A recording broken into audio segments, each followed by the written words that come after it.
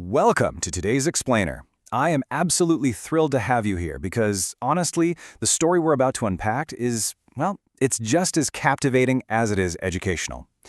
Picture this, okay? We're right in the middle of a bustling morning in Mumbai. The streets are completely chaotic. The heat is just sweltering, and the air is literally thick with the relentless blaring of traffic horns. Right in the middle of all this daily grind, sitting by a red traffic light, is a beggar. Clothes torn, eyes completely exhausted, and in his hands, just an empty bowl.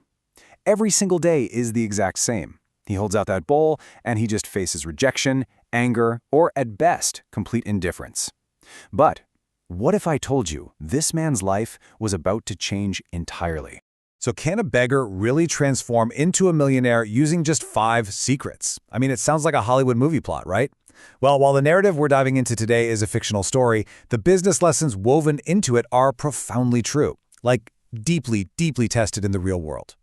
These are 5 open secrets of value creation that wildly successful entrepreneurs use literally every single day to achieve their dreams.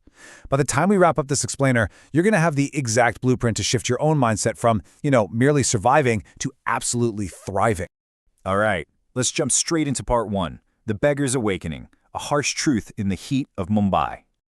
Okay, let's dive right into this. So our beggar is basically at his breaking point.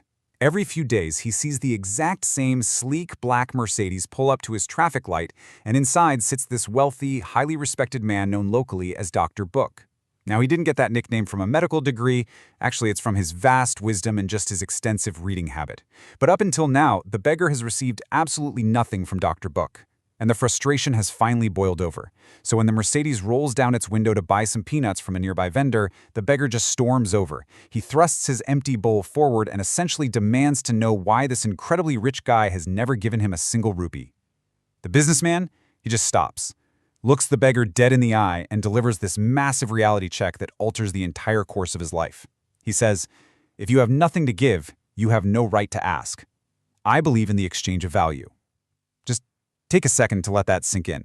The businessman is telling him that if he truly believes he has zero value to offer the world, then he has absolutely no right to demand anything from it. And just like that, the light turns green. The Mercedes drives off, leaving the beggar just frozen in his tracks. That night, lying in his small hut right by the train tracks, the beggar literally cannot sleep. Dr. Book's words are just echoing in his head over and over. He's actually undergoing this massive internal shift. He's moving away from the beggar mindset, expecting handouts, constantly complaining about circumstances, and he's crossing over to the business mindset.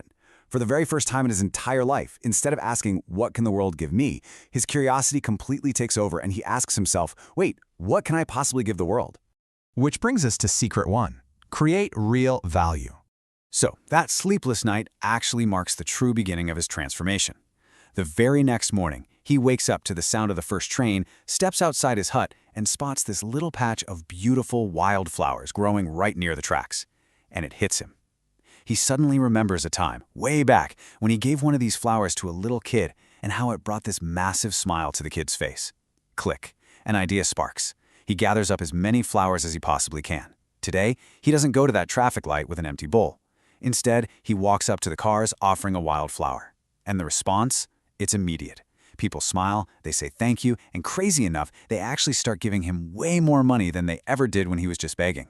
It's a total game changer. He realizes he actually has the power to create a smile. He's created real value. Now, what's really interesting is what happens next. Secret 2. Give before asking. A few days later, that same black Mercedes pulls up to the red light.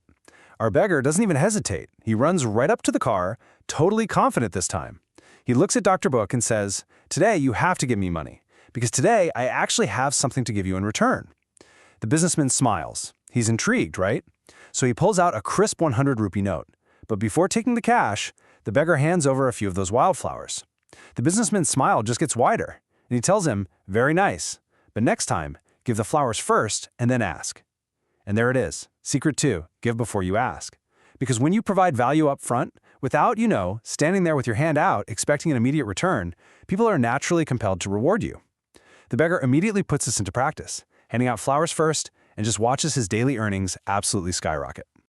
Moving right along to secrets 3 and 4, sell emotions to the right audience. So naturally, our newly minted entrepreneur hits a bit of a plateau.